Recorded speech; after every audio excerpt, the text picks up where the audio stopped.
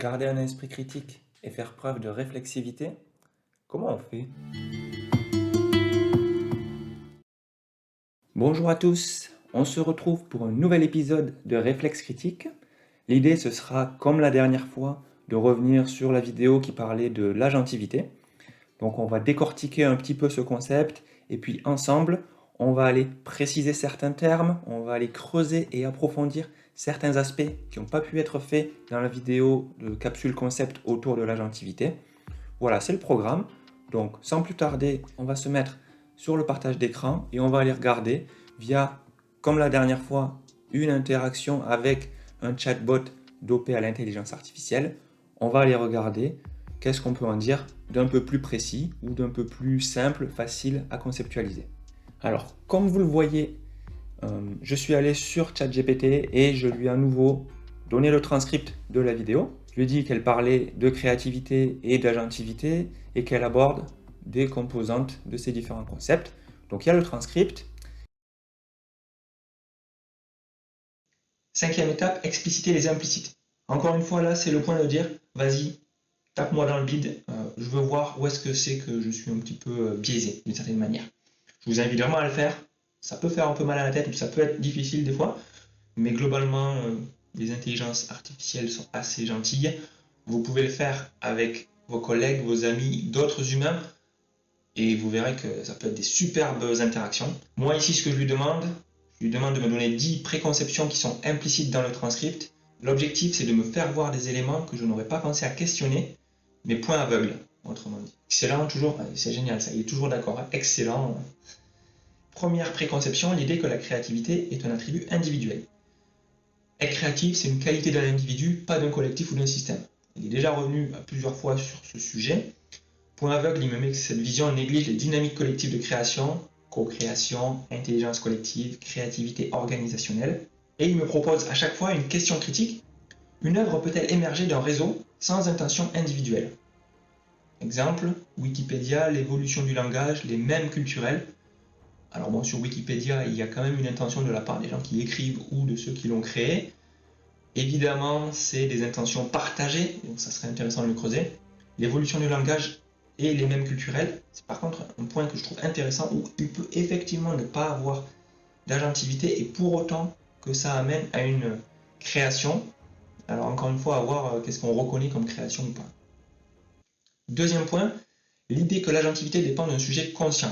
Il faut avoir conscience d'agir pour être un agent. Point aveugle, nombre d'actions humaines sont inconscientes, sont des réflexes ou elles sont sociales. Des habitudes, des comportements implicites, des émotions liées à nos interactions avec les autres personnes autour de nous. Donc question critique, la créativité automatique ou intuitive, comme l'improvisation musicale, le flow, est-elle moins agentive parce qu'elle échappe à la conscience? Point très intéressant, parce que alors l'improvisation musicale, je ne suis pas le plus expert, mais pour la question du flow, le flow, c'est quand on est à un haut niveau de compétence et un haut niveau de défi. Donc c'est-à-dire que c'est quelque chose qu'on sait bien faire et où il y a un niveau de défi élevé. Souvent, ça apporte quoi? Une absence de perception du temps, une absorption cognitive, c'est deux des critères qu'on met dans le flow. Et donc c'est vrai qu'à ce niveau-là, on n'est plus vraiment conscient de ce qu'on fait. C'est quand on passe 1h30, 2 heures sur un sujet et qu'on n'a pas vu le temps passer.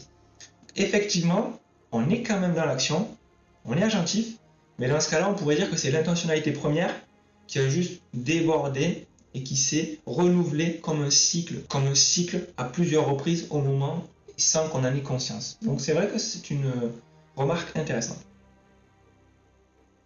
Troisième préconception, la croyance que l'intention précède toujours l'action. Toute action créative découle d'une intention préalable. C'est vrai que je l'ai dit comme ça, de manière linéaire. Et il dit que la recherche contemporaine en cognition situe souvent l'intention comme émergente de l'action. Il cite Varela, Damasio, Gallagher. Varela, j'ai déjà vu passer. Damasio aussi. Gallagher, je ne connais pas. Question critique, et si certaines créations naissaient de l'agir sans projet, du jeu, du hasard ou du corps en mouvement? Très intéressant aussi.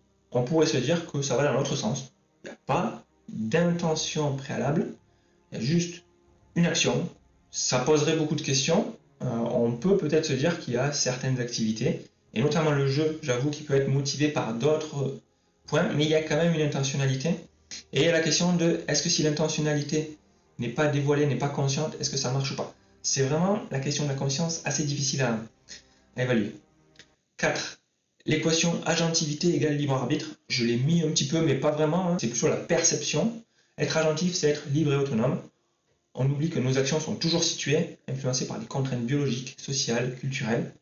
Tout à fait d'accord. Peut-on être agentif à l'intérieur d'un cadre contraignant? Le musicien dans une partition, le chercheur dans un protocole? Là, oui. La réponse est oui, on a toujours des contraintes, mais ça n'empêche pas qu'on puisse être agentif. C'est la question, voilà, évidemment, entre déterminisme et libre arbitre, que j'ai laissé de côté et que je vais laisser de côté. La séparation stricte entre le vivant et le non-vivant. Seuls les êtres vivants peuvent agir ou créer. Cette distinction est floue à l'ère du numérique, de la robotique et des systèmes auto-apprenants. C'est vrai que j'ai mis cette condition d'être vivant. C'est un parti pris. Il faudrait le questionner. Et là, à chaque fois, c'est si un système d'IA ou un écosystème produit des transformations émergentes, ne manifeste-t-il pas une forme d'agentivité distribuée? Donc le concept d'agentivité distribuée, c'est quelque chose aussi où je vous laisse aller creuser parce qu'il y a beaucoup de choses à dire. La hiérarchie entre humain et non humain. Évidemment, c'est l'humain qui reste la référence ultime pour définir ce qui est agentif ou créatif. Je suis un humain, je parle d'autres humains, c'est sûr que c'est très anthropocentré. C'est ce qu'il dit, cela reflète un anthropocentrisme fort. Les approches post-humanistes questionnent cette hiérarchie. Alors elles les questionnent, mais pas forcément pour la créativité. Latour, Haraway, Barad, en tout cas les approches post-humanistes peuvent questionner ces points-là.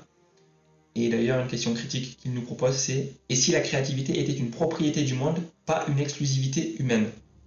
Oui, eh bien, vous avez 4 heures. 7. La valorisation du contrôle conscient sur l'action. La maîtrise est une condition de la créativité. Le point aveugle, comme il le dit, de nombreuses approches artistiques, le surréalisme, l'improvisation, l'art brut, valorisent la perte de contrôle comme source de nouveauté. Et la question critique qu'il nous envoie, c'est la créativité suppose-t-elle vraiment de tenir les rênes de l'acte créatif? Alors on a toujours cette question, est-ce qu'il y a intentionnalité ou pas? Et je suis d'accord qu'il y a à un moment donné des choses qui peuvent être dans le processus créatif faites par de l'aléatoire, du pseudo-aléatoire. Et la question c'est de savoir est-ce qu'il n'y a quand même pas un moment où il y a une intentionnalité, que ce soit dans le partage et la socialisation de l'œuvre a posteriori, ou même dans les micro-actions qui se font à certains moments. Est-ce que juste une action totalement non consciente, non agentive, ça permettrait d'aboutir à ça? Pour ma part, je reste sur le postulat qu'il faut à un moment donné des actions agentives. Point 8. L'idée que la transformation du monde est nécessaire pour prouver l'agentivité. L'implicite que j'ai, c'est que l'agentivité se mesure à l'impact observable sur le monde. Et point aveugle qui met, certaines formes de création sont intérieures, symboliques ou spirituelles, sans transformation visible. Donc la question critique qu'il envoie, c'est peut-on parler d'agentivité purement intérieure? Pensée, émotion, prière, imagination. Est-ce que si ça n'a pas d'effet extérieur sur le monde, c'est quand même de l'agentivité? Le 9, la confiance implicite dans la rationalité scientifique. La psychologie cognitive fournit le cadre le plus légitime pour comprendre l'agentivité, mais d'autres épistémologies, philosophiques, spirituelles, esthétiques, autochtones, proposent des visions alternatives du pouvoir d'agir. Et la question qu'il propose, c'est que perd-on à réduire la créativité à des catégories cognitives? Intéressante question. Et le 10, la linéarité du processus créatif. Créer, c'est suivre une suite de pensées et d'actions cohérentes et orientées vers une œuvre. Dans la réalité, les processus créatifs sont souvent chaotiques, cycliques ou rétroactifs. Il y a des failures, donc des échecs, des détours, des tâtonnements. Et si la créativité était non linéaire, fondée sur des boucles, des erreurs et des bifurcations, ça donnerait quoi? Tout à fait d'accord avec ce point. La créativité, c'est quelque chose où il y a des boucles de rétroaction. On va vers l'avant, on revient en arrière. Il y a vraiment plein d'allers-retours entre des actions différentes.